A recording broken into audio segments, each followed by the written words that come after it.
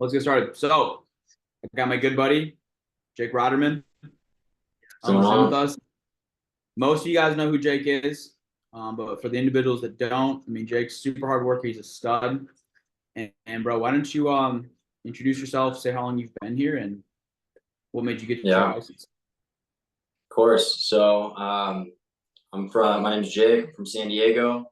I actually came there from here. Now I'm in Chicago right now with Jonah.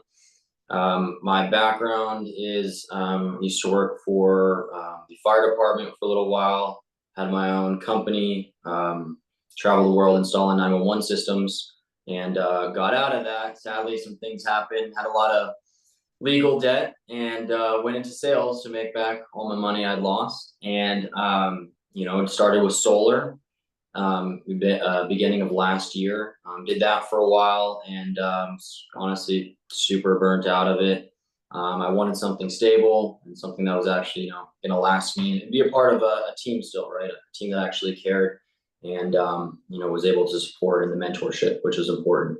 And so, I was introduced to Jonah, and then at that point, kind of sold me. I looked around at a bunch of different companies, and really what I was looking for was a mentorship and someone who's going to be able to, be there for me. And once I met the whole team at the first lock-in, it was kind of a no-brainer that this was going to be, where I wanted to plant the roots. So yeah, I started in end of January.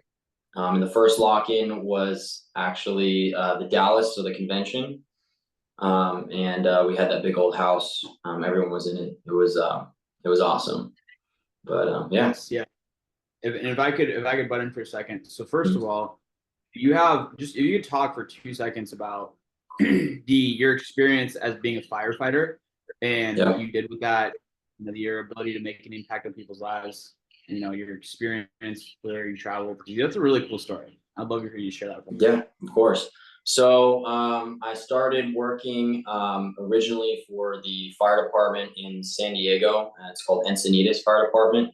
I started there, and I worked in not only this like the marine safety division, so I was riding on boats, jet skis, lifeguarding, and doing all that stuff on the beach. And then I also did the EMT work, so driving in the ambulance there, and responding to calls. Honestly, I loved it. A lot of crazy experiences for sure, things that you probably don't want to see in day-to-day life.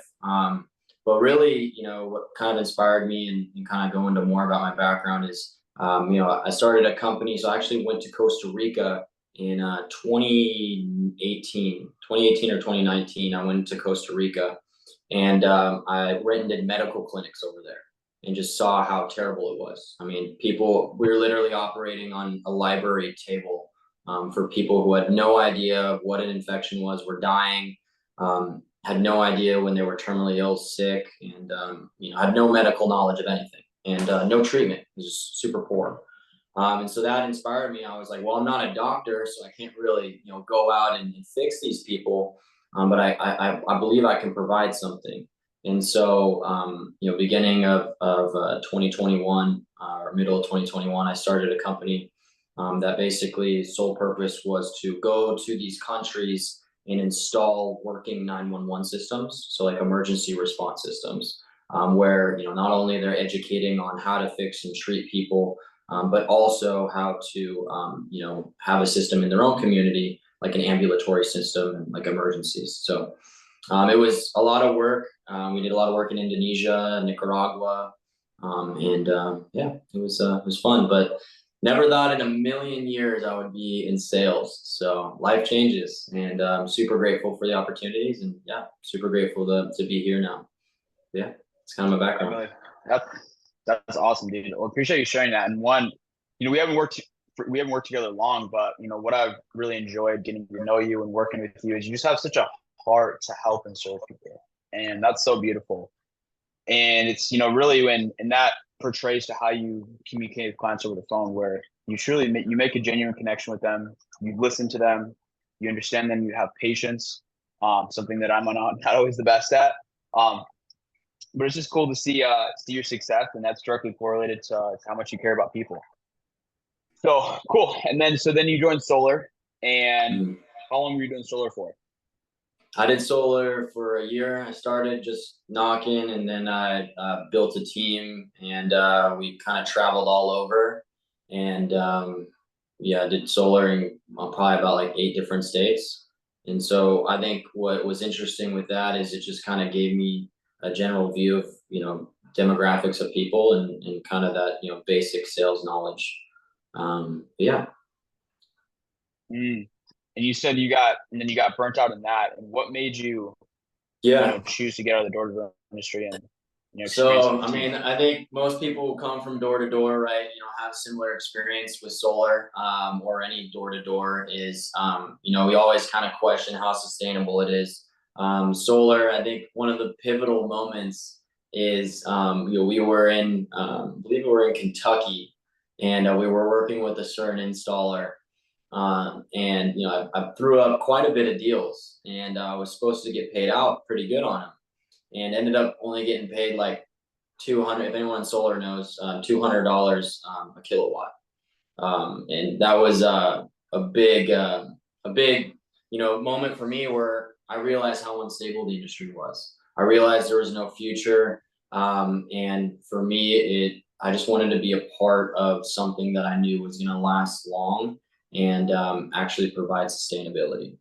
And for me, I was really looking at other options in sales. And then, once I came across Jonah, who kind of explained life insurance. And to me, what's really been the biggest change is number one, doing something for somebody that is truly going to benefit them, right? Like that coming from my background is probably the biggest thing. Is that I always say that I have like I always put the client in the best situation I possibly can, and I believe in that. I'm not just going to write a policy that's going to pay me well. I'm going to write a policy that's actually going to put them in the best situation, because inevitably it's probably going to get replaced if you don't put them in the best situation, right? And if you write good business, you're going to see that.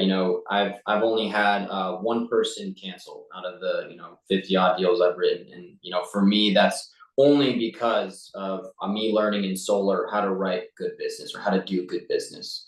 And that was really important for me coming into this, is just seeing the impact that I can make, and also honestly the sales atmosphere is I learn a lot more of how to build the why, how to assess a client's situations and needs, how to pivot, how to handle rebuttals a lot better in this kind of sale than in solar, because this is so much more personal. Their family life, their finances, their medical information, like that stuff is important.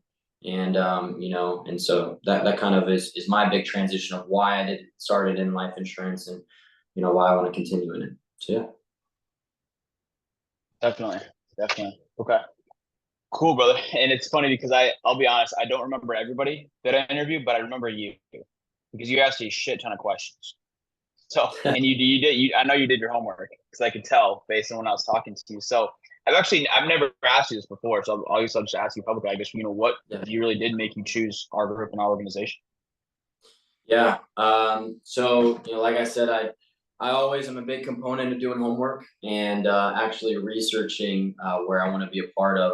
And of course, I'm sure everyone has been through the Reddit rabbit hole of life insurance. I think everyone here has. And the biggest thing, what kind of looked at, when I was looking at Jonah, was he was really telling me what the reality of the situation was, right? Like when you come in, you're not going to make the most money you've ever made, right? Solar and all these other sales, they want to sell you on, oh, you're going to make X amount of money when you first come in, but this is like, you really got to grind, and you really have to, you put your foot down if you want to make the money that you really want. And so that was something that I wasn't sold on a dream, right? I was sold on something that was real. And also the mentorship, him saying that, yes, we're going to be here for you. We have a full system in place. We're going to onboard you, run you through training. That was big for me because, coming from, sales in general, I always wanted to try to implement that for my team, but also, for anything, is that's important to have good mentorship, because you can have the best comp in the world, but if you don't have mentorship, you're nothing, right? You can't sell a deal. And so that was really huge for me. and why I kind of went with, working with Jonah. Awesome. And you've been here. So you said, so February, the February Dallas lock-in was your first lock-in you got out to. That was when you first got started. Mm-hmm. And it was cool seeing you because you were, a lot of people were working hard. They were doing their thing, et cetera. But those were a lot of people that were distracted and weren't necessarily the most productive or as productive as they should have been. But you were not in that category. Like, dude, every time I saw you, bro, like you were locked in, head down, grinding. You were sick for pretty much all of it. You looked like shit, but you were still dialing the phones. You were focused and you were really working hard. And that's been a testament to your success. How much did you do your first full month here? My first full month, I have it here. My full month, I did 27K submit. 27K. And then Mhm. second month? And then second month, I did 29 submit. Okay. And what do you have for this month? And then this month, I'm at 18 submit. Cool. What do you think? What do you think is a few things for everybody on here, a few takeaways and things they can implement into their business this week, this next month, to have those numbers if they're not currently achieving this? Yeah. So for me, I always really try to focus on writing really good business. And so for me, I honestly tend to really write only like mostly whole life, to be honest with you. I very rarely have ones that go into underwriting because I focus on whole life and, that instant decision. And so for me, that's kind of what I gear towards. Is writing the whole life, but also my process is pretty simple. I use Jonah's script. I just am a super professional on the phone. And what I do in regards to, actually after the sale is I send them an Amazon package in the mail of something funny. I develop rapport, right? So like this one lady last week, she loved UFOs. She kept talking about aliens and sent me a bunch of videos and stuff like that. And so I sent her like alien socks and I just Amazoned it to her. And then there's a little card in there that you can customize if you go to gift options and you can just type in something. I said, it was a pleasure serving your family, enjoy retirement. Hope retirement's a little more fun with these, right? So I sent them something in the mail and it was $10. But, I think, I've done this in solar too, is what I've learned is when you give them something, not only does that show them that you're a real human being, that shows them that you care, but if they ever have someone that's going to replace your policy or do anything or try to talk to them, they're going to remember you. And I always want to make sure that, and I always preface that at the end of the sale is before I have them pick options, I tell them that I'm going to be for them, that are there for them, right? Make sure that we check in a year, that they're in the best situation possible for their family. And a lot of the times I've gotten deals from pushing them, even when they want to go with the highest option, I push them to go with the second lowest option or the lowest. And that really just pulls apart from a lot of other people. And something I learned in solar from one of the people that mentored me was, that's going to put all sales pressure off and they're really going to respect that and put them in the best situation there. So that's kind of the things that I've learned and I've kind of articulated into this business is, I only dial age leads 2 to 4 years. So, that's all I've done so far. So yeah, it's kind of it. I mean, there's no innate special talent required. I just really believe in writing good business and doing what's best for the client. Well, and you broke up there a little bit, Jake. You said you dial 2 to 4 month old leads or 2 to 4 year old leads? 2 to 4 year old leads. My bad. Oh, 2 to 4 year old leads. Yeah, okay. My bad. And you're writing policies? I'm writing policies. Yep. And okay. So if I could add one more thing, because Jake, let me ask you publicly, because you're someone how many leads, like amount of leads do you have you bought in total? Names and numbers. Since I've started, I've spent $3,600 on leads.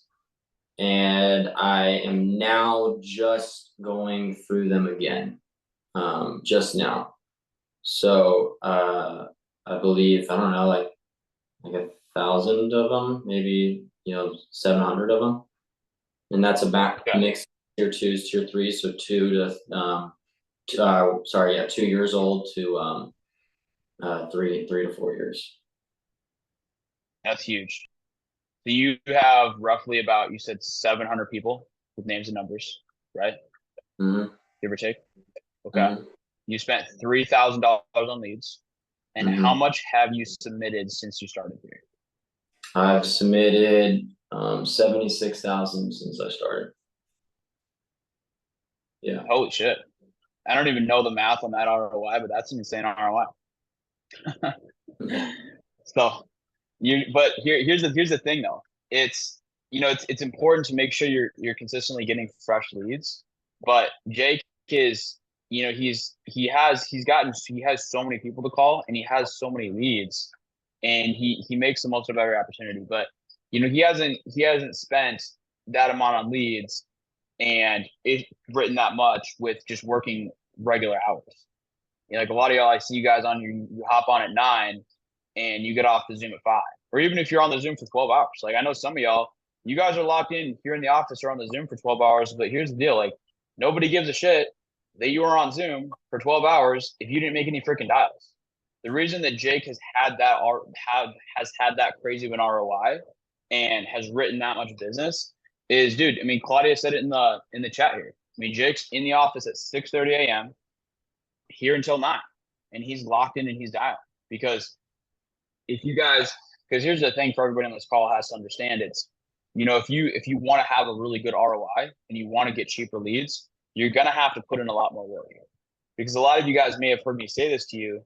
For those that haven't, it'll be a good reminder. It's like coming into this business, you guys either have time or you have money. And if maybe you guys have a family or, you don't have as much time to dedicate toward this business as you want, well, you're going to have to spend a heck of a lot more on leads. But if you guys want to be like Jake and spend 3K and write 7,500, well, you're going to have Jake's work ethic and you're going to have to be a dog because you can't have both worlds. You can't invest minimal time and minimal money in leads.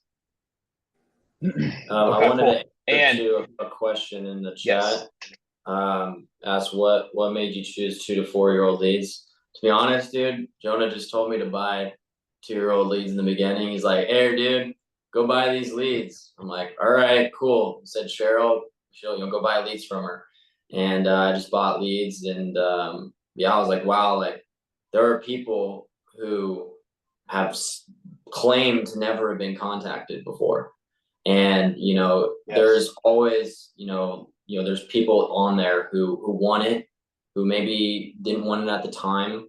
And I feel like if you're just like the doors and coming from solar, if you have more people, you have more odds of catching people at the right time of day, catching people when they're in the mood to talk, and catching people in certain situations in their life where this is still pretty important.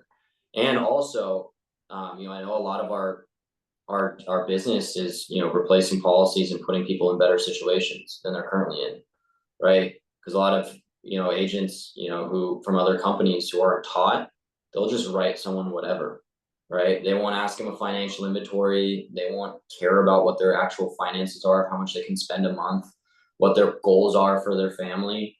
And it's a refreshing feeling to be able to just say, hey, look, like we're going to put you in a better situation for your family, right? And so go ahead and grab that policy packet and be able to do that. So that's one of the biggest things about the old leads that you don't maybe you can have with the newer ones, but yeah. yes, 1,000%. Because here's the deal, guys. Because the older leads, it's just like the only difference between a lead that was mailed in 4 years ago and a lead that was mailed in 4 minutes ago is simply the dial time and the amount of time it takes to get to those appointments. Because once you're in the appointment, it is relatively the same exact quality appointment. I've ran 4-day-old leads, 4-month, 4-year. I've ran 12-year-old leads before. And once you're sitting down with the family, whether it's over the phone, in the home, does not matter. Like it's the same quality appointment. It goes the same way, same closing percentage, same everything. The only difference is Jake calling leads he's calling, he's gonna have to make a lot more dials and put in a lot more reps to get to those same amount of appointments. But and back to what you were saying, it's and I don't think you'd mind me sharing this because I feel like a lot of people on this call relate, especially if you came from the solar industry, where Jake was in my office and he was brand new. He's like, dude, I just need to make money. He's like, I'm coming from solar, like bills are tight. Like, what leads are going to give me a great ROI, and where can I get a bunch of reps? I'm like, yo, let's get you some tier 2, tier 3 leads. He's like, great. And then he was in my office not long ago, and he was like, now that he's gotten some deposits and he's making good money, he's like, dude, honestly, I'm getting really great ROI on these leads. I'm gonna just keep working these. It's like, right, whatever works best for you and whatever you want to do. But that's really the differences between the two. So I just wanted to hop on here and clear that up because I feel like there's some confusion where somebody will buy a $50 lead and think that they're automatically more prompt to buy the policy. When in reality, it's a lot easier, more efficient process to get into the appointment. So it should get to a point where I think everybody on this call, and I know like Jake, like let's be honest, dude, you're not going to be working 2 to 4 year olds.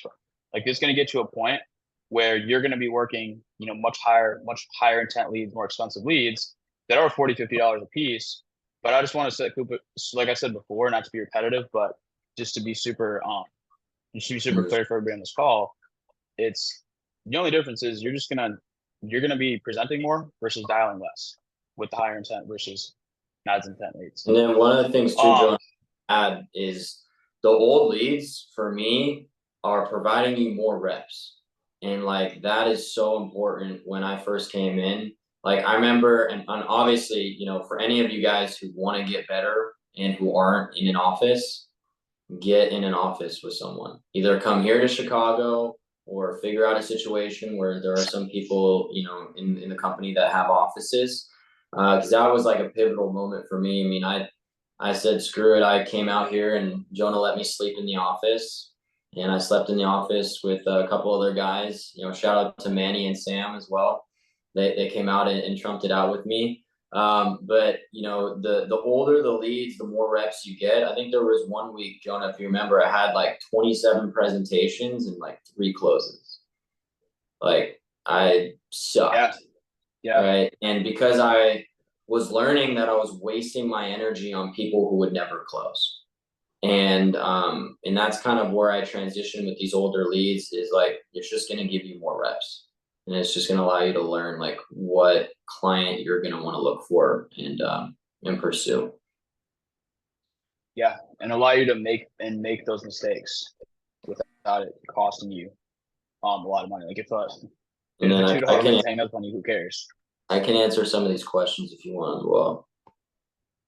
And actually, yes, we'll get into these questions in a second, but okay. Or Jake, if I could interrupt. Yeah, okay. So really quick, dude, since we're on that topic and before we get sidetracked, because you were living in Indiana, and talk to us about when you were working out of your apartment and the difference between working out of your apartment versus when you did decide to come up here and you were sleeping in the office. Yeah, so I'm a big outdoors guy, surf, whatever, big outdoors, hike, backpack. I never really worked in an office before, to be honest with you.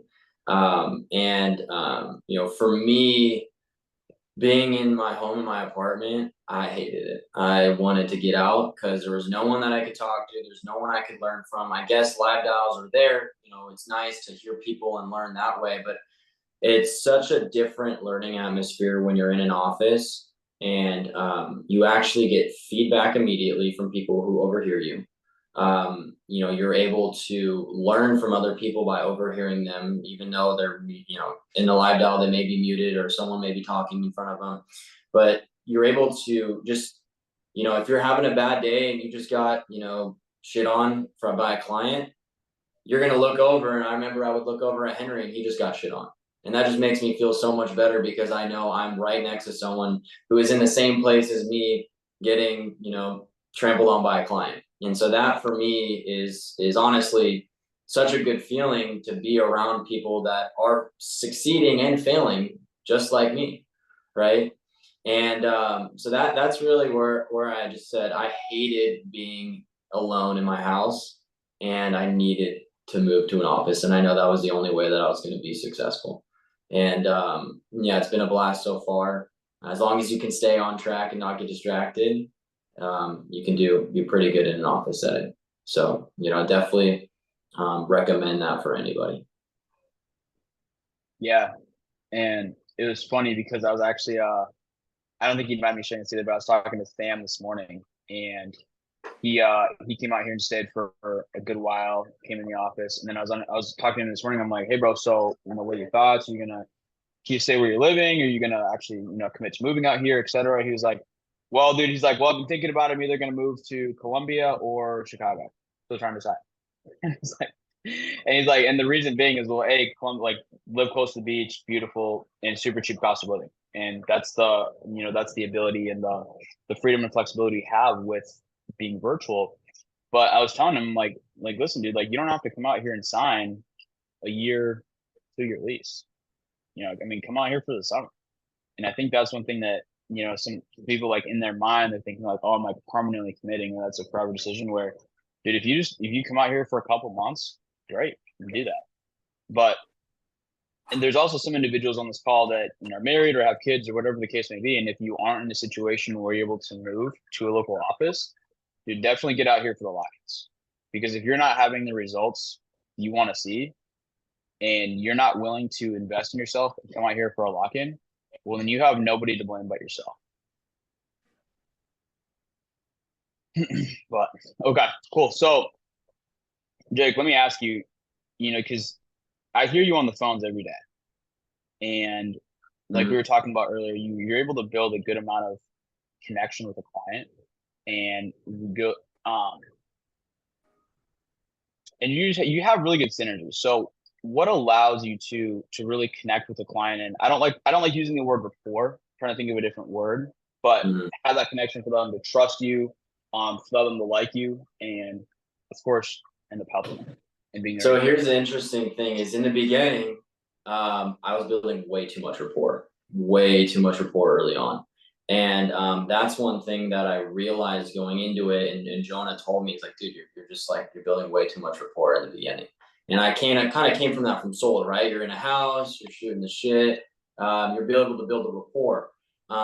But being a professional and staying a professional while still being able to build rapport is extremely important that I found and realized in this because I failed early on. And I realized very quickly how I needed to, portray myself. And the biggest thing here with, building a rapport, from what I've learned, is just asking a lot of questions. Like, ask as many questions as you possibly can to learn about their situation. And because you're never going to sell somebody by telling them what they need, right? You're only going to sell someone by making them realize that this is something that they need. And especially with older leads, they might not think they need this. They might think this is something else. They might, have other objections down the line going through it. But what I've found is the biggest thing is building rapport, but being professional. And I don't hesitate. What I do is before I even go into any social, anything at all, I have them look at my state card, verify my credentials with the state. Before I even go into any financial inventory, I have them write down all of my documentation, my first name, my last name, my credentials with the state, and I say security code as well. And then what I do as well is if there's any hesitation at all, I say, hey, ma'am, or just say John in this case, John, if it sounds like there's some hesitation here. Now I'm actually mandated with the state to actually hop on a video conference call for complete transparency and compliance. As well as share our screen on the application end so you can see exactly what I'm seeing here. Okay, and then verify my license again with you. Now I'm gonna go ahead and send you a link, right? Don't even give them the option to say no. And every single time I've brought someone on the phone, they usually have closed because a Zoom appointment, it just allows them to open up so much more. They see you. And so, or I'll cycle back to them if I say, or are you okay with going on a phone? And they'll say, oh yeah, let's just do it over the phone. And then we get to social and then they pull back. And then I just cycle, right? I went through all these security measures.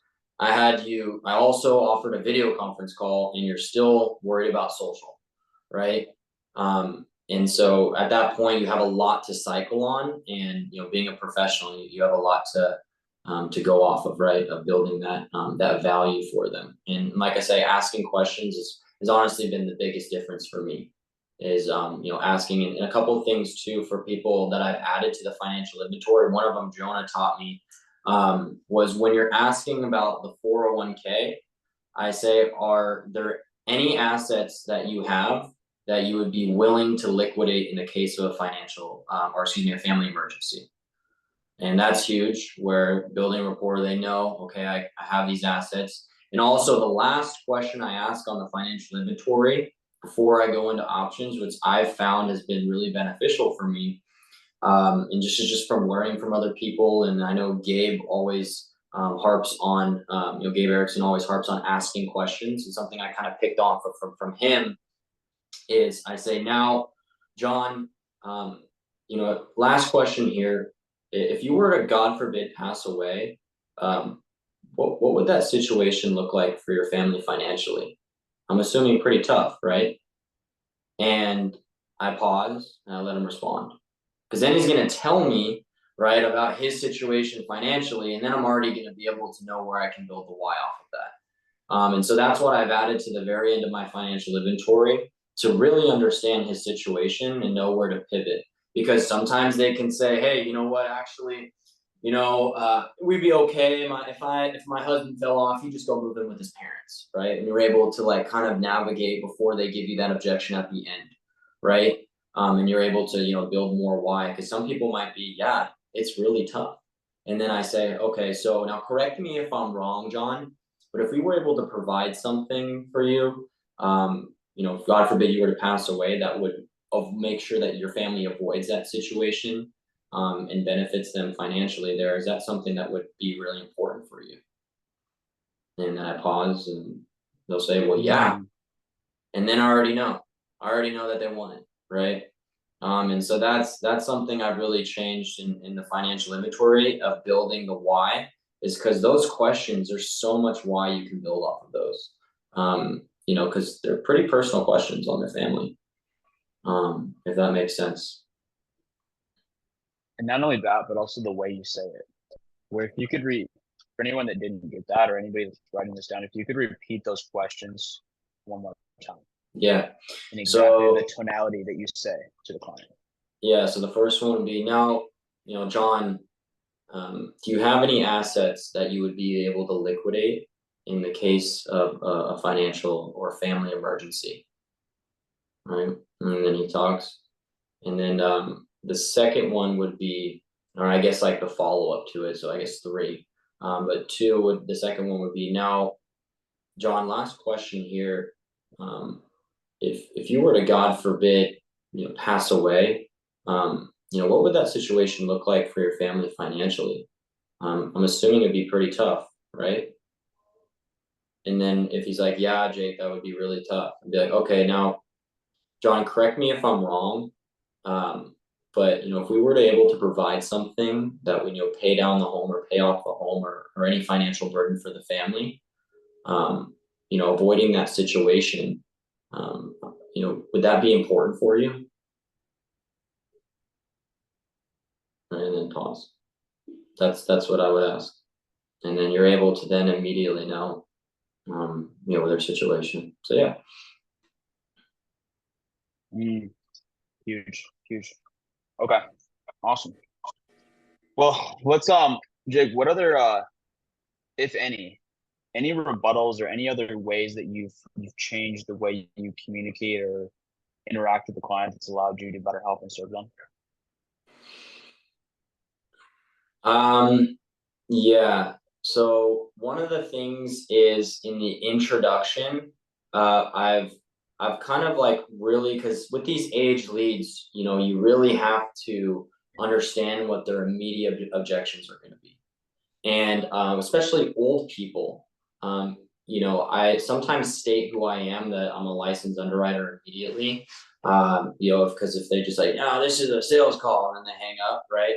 But what I've really changed is I ask, what I've learned from some people here in the office is I ask one question in the beginning that allows me to pivot. And that question is, basically say how I started is like, now, like I said before, I'm just an underwriter, John. I'm just trying to see why the file was flagged here. Just bear with me. Now, is it just you in the home right now still, John, or is there a significant other spouse there with you right now? Oh, it's just me right there. Okay. And then this is the question I add. Now, I'm assuming that you guys already have some sort of protection already, correct? Right? And that overcomes the immediate objection that we already have something, right? Because now you can pivot into replacing the policy. Also, you can clarify. If they're like, yeah, we already have it. We did it when we closed. Okay, well, John, it sounds like you might be talking about PMI, right? Which is private mortgage insurance. Because you'll be able to open up a lot more if you just ask a question and act like you're confused. And really like focus on the tonality in the beginning. But really it's just Jonah's script. And then I guess one of the things too is because there's a lot of objections towards the end.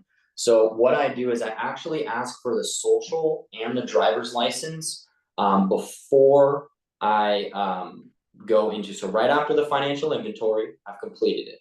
After the financial inventory, I immediately say, okay, now John, before we go into those options, I'm going to plug them into our software here, run you through all 84 carriers and see what options you do have. Okay. I am actually mandated with the state to have you verify my credentials. Okay. And then I send them, hey, John, is this number textable? Okay, cool. I'm going to send you over my state card, which is going to have a way to verify my credentials. It's going to pop up a picture of my face. Let me know when you see that. Okay, he sees it.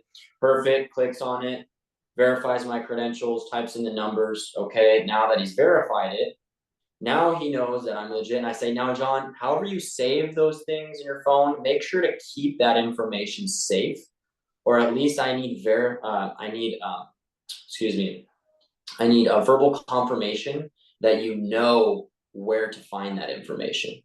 Yeah, I know where to find it, Jake. I got it saved. Okay, perfect. Now, John, now they require 2 pieces of information, as you know before. Mortgage protection isn't something we can just qualify for, or sign up for. We do have to qualify. So they do require 2 pieces of information, just like any other insurance app, as well as that's how I'm going to be able to find what options actually are going to make sense in regards to your medical and financial health. Okay. And he's like, okay. And then I go through the driver's license. Now, the first bit of information there is how we're going to confirm identity, as well as driving record. That's going to be driver's license number. You have that on hand. And I never say that I need it. I always say they require, right? And so I say they require it. Yep, no worries. Go ahead. And then he writes it off. And then now, because I don't want to have to go through all the options and waste all my time, because that's what I did in the beginning, as I wasted so much time going through options and the people just to pull away when I got to social. And so this is what I've done now to know who's serious, to know people who actually need help, and to actually be able to provide for them. And so now that I ask for social now, John, the second bit of information there is going to be how I check the MIB, which is the Medical Information Bureau. This is going to be the central database for all physicians. Okay, and this is going to be the how we check the medical and prescription history, main factor you get approved or declined. And then that's it. And I say, okay, go ahead. And then they give me a social. Because then you know how to pivot, then you know you can get into a video call. Because if you're at the end, you've given all the options, and now you're pivoting into a video call, the deal's already like over at that point. So yeah. Huge. What percentage of your appointments would you say you close over Zoom or FaceTime? Depends. With the older leagues, sometimes you get good weeks, bad weeks, of the people that you get into. But I'd say, if I had to check the numbers there, I'm really bad at keeping track of my percentages as far as that goes. But I'd say probably 50%, maybe. Yeah. That's a high number. 50, Drop an emoji in the chat.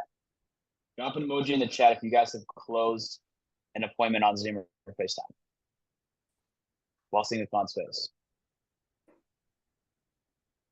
And also, because you're actually, to contradict what you just said, dude, you're pretty dang good at staying organized. Talk to us talk to us briefly about how you organize your clients and how important organization is to your business. Yeah. So, coming as an entrepreneur and like, having a business, organization is literally the most important thing. And so from what I've learned, right? And so I keep everything in a CRM platform. I use ClickUp. It's just basically, I keep track of all of my clients. I keep track of all of the information, the exact amount of coverage I gave them, all the sales, all this information. You can keep track of it. You can add notes. You can attach the financial inventory. It's called ClickUp. If you don't know, I can show you. Do you want me to show it, Jonah, or you just explain? Yeah, it'd be cool. Yeah, to show. All right. Go to it here. Okay. So if you can see here, this is my calendar. And so you can see like this is all the appointments or anything that I need to follow up on. So if you go to a list view here, you can see as well. So this says 2-week check-in. One thing I recommend, I mean, you can do whatever you want, but I always check in with my clients 2 weeks after, make sure they got the policy packet in the mail, any questions. But let's just say I want to submit, I want to add a client. So what I do is I just click this add button here, and this is a template I've made. I have a video of how to do this. I could post it at some point, but basically you just type in someone's name and then you add them to it. And then if you guys can see properly here, I have all the list of statuses. So appointment, callback, pick options, follow up, missed appointment, cancel, pending paperwork, update policy. I can put it whatever I want. I can add information in here of exactly what the client did, who he is. This one said replacing policy. He had some sort of regular life insurance. And I have the phone number. You can also write comments in here. I can upload his financial inventory. I can do a whole lot in this software. So this allows me to keep track of everything. And it's connected to my Calendarly as well. So I just put it all in my Calendarly and then I just click submit and it creates one of these. And that's one thing I always like to just be extremely organized. And I still struggle with honestly calling people back that have missed appointments. I'm sometimes pretty bad at that. But yeah, it just allows you to keep things organized rather than just like, I don't know how other people do it, but yeah, writing it on like the notes section in your phone, maybe. I don't know. Yeah, cool. Well, and here's a spoiler alert for you, or a teaser for you guys. Minor announcement. Me and Joe, we got something cooking, and this thing's dialed. So we've been working on this for a minute now, but we're gonna have somewhere where you guys store all your clients, all your book of business, sends automatic follow-ups, annual reviews, happy birthdays, all that. So we got something on the way, but we got about 12 minutes left here. So Jake, let's do this, dude. I'm just so we can leave everyone here empowered. You're really good at rebuttals, so let's do some rapid fire rebuttal play, and then we'll just open it up for a Q&A. Yeah, let's do it. Cool. Yeah, I don't think I'm interested in this. Okay, no worries, John. So I can make sure to update the file here for your lender. What was kind of going on in your mind when you had filled out the card initially? I don't know. I just thought we had to send it back. You'll send it back. Okay. And were you in that case looking for something that would pay off any financial burden for the family at that time? Yeah, that'd be nice. Be nice. Okay. It looks here that just like one of our junior underwriters on the file, the reason it was flagged here, so I can close this out and get you off the phone quickly. It just looks like one of our junior underwriters had, updated the information, but just, looks like he never reached back out to you. So John, first and foremost, I do want to apologize for that. Looks like, we've had a couple files displaced here, but I'm assuming that coverage is still pretty important for your family, right? Yeah. Okay. So John, well, what we'll go ahead and do, yeah, grab a pen and paper for me real quick, John. I'm going to mandate it with the state to have you document my credentials before we go any further. Mandated with the state to make you document my credentials before we go any further. Amazing. Yeah, Jake, I was really just looking for a quote. Can I get a quote? Yeah. So John, biggest thing here, right, is I'm what's called a senior medical underwriter. Our job is a little bit different than sales agents, okay? Our job really is to make sure that we place families in situations that actually make sense for them financially, okay? Everything as well is based off of medical health. So what we'll go ahead and do here, John, is obviously I know, correct me if I'm wrong, that that's still really important for you guys to get that coverage. So let's go ahead and go through that together here. Go ahead and grab a pen and paper for me, John. Let's go ahead and get that done. Okay. Do we have to make a decision today? Say that one more time. Do we? Yeah, I appreciate the information, Jake, but do we have to make a decision today?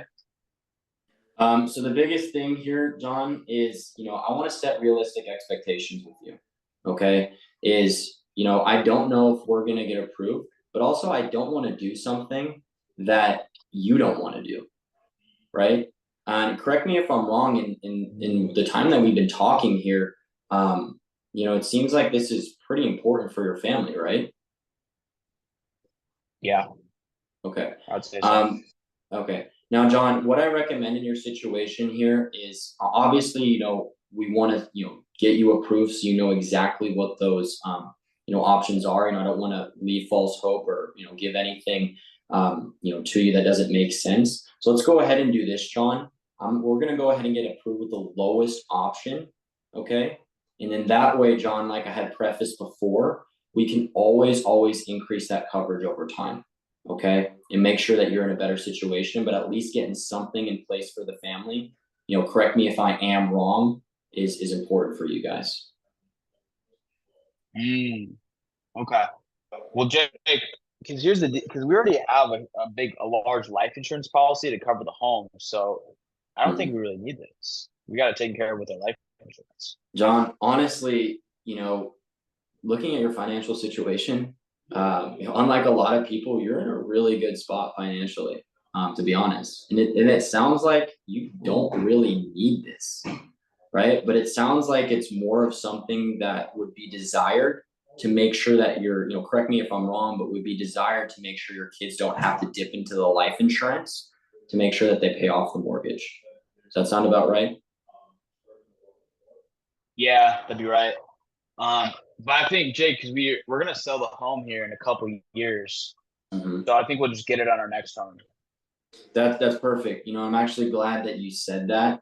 So the biggest thing here is this is going to stay with you for the rest of your life. Okay, John. So what that means here is no matter where you move, that coverage is going to stay with your family. Okay.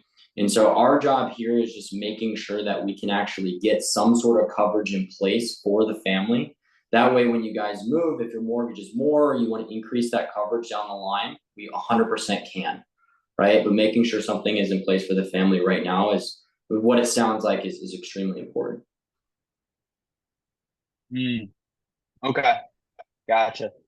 And well, Jake, and I just don't feel comfortable giving my banking information out of the phone before I know I'm approved.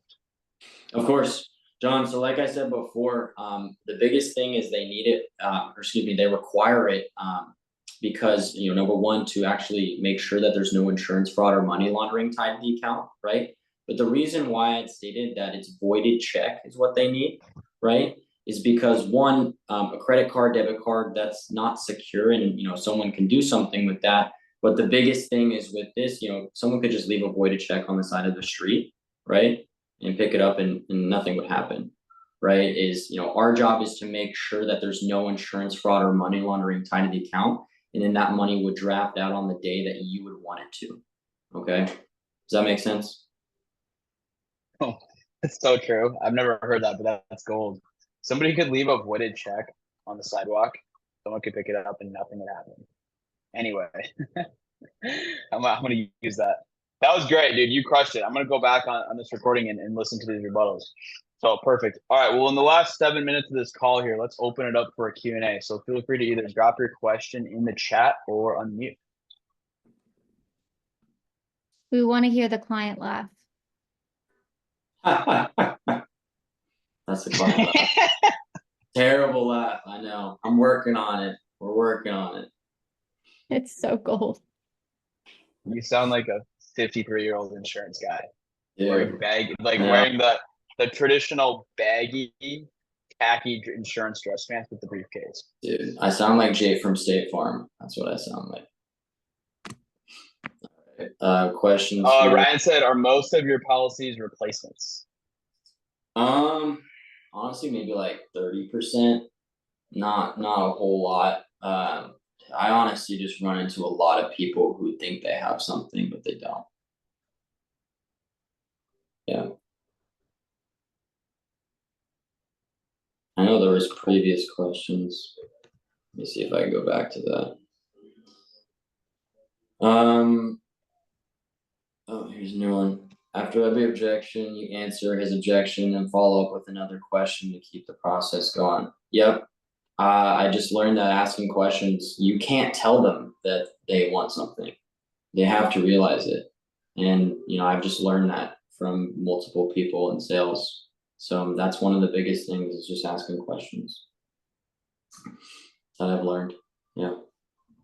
And then I think that's it for now. Okay. Hey, Jake, are you using your cell phone to do dialing, or are you using like a different number for every state that you're calling to? I do dial pad, and I always leave a voicemail. I would honestly say like 60% of my deals are from voicemails that I leave back, that call me back. I think if you don't leave a voicemail, you're probably losing a lot of the clients that you could have. But yeah, if that answers that question. If you only overcome their objection and pause, okay.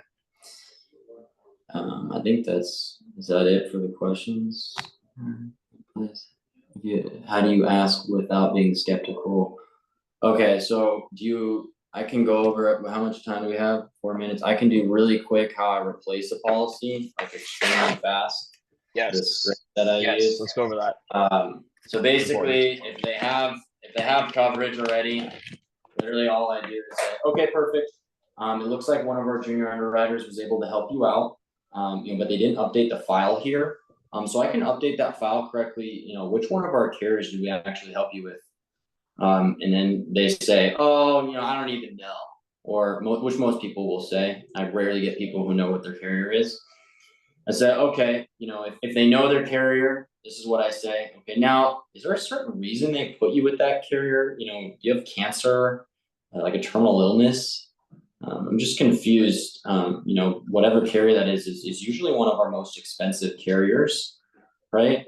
And if they don't know the carrier, then I just basically say, okay, now, did you get that policy packet in the mail? Because this is a big one. If they didn't get life insurance, or if they think they have something, think they had something before and they're still confused. If they didn't get a policy pack in the mail, they most likely don't have coverage. So if they say, no, we didn't get a policy packet. Okay, now you would have received one, and I just want to clarify, this is the protection that would pay off the home, right? If you were to pass away. Does that ring a bell? Right? And it's like, well, you know what, now you're saying it, no. But basically after that, I would be like, John, so it looks like your file was actually flagged for what's called annual review. Now what that means is, there's been some recent changes in the state of, California. This is where I mostly sell policies, where folks who looked at coverage in the past are able to, get more coverage for a lot less than what they're paying. Now, obviously, John, I know that's important for you and every family in the state of California, right? Obviously. Now, what my job today is to do is to take a look at your policies you currently have, and then make sure that you're in the most comfortable and affordable situation currently given those changes. Does that make sense? Okay, now go ahead and grab that policy packet for me. And then I just go over the coverage and then replace it. Or if I can. Boom. That's money. That's money right there.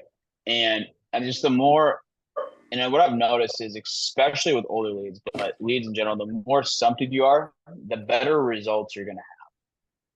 And in closing, I leave everybody on this call because you're somebody that's like, you're super consistent, dude. You're super consistent. You put your head down, you grind.